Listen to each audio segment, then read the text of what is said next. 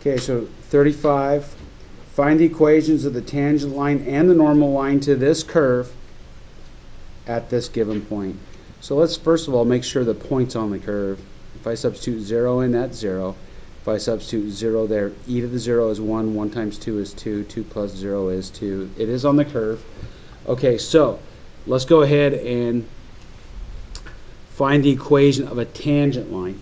Now, to find the equation of any line, you need a point, check, and you need a slope. Now, the slope of this, dy dx, is equal to 4x cubed plus 2e to the x.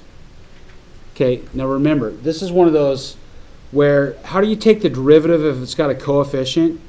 You ignore the coefficient, take the derivative of e to the x, which is itself, and then multiply back by the coefficient. So that's how that happens.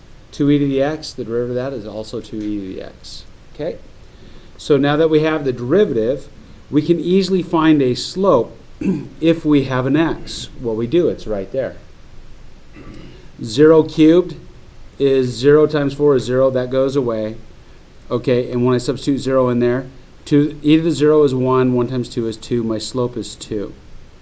So the equation of this line is y equals 2x plus 2, because that's a y-intercept and that's a slope. So I just use slope-intercept form.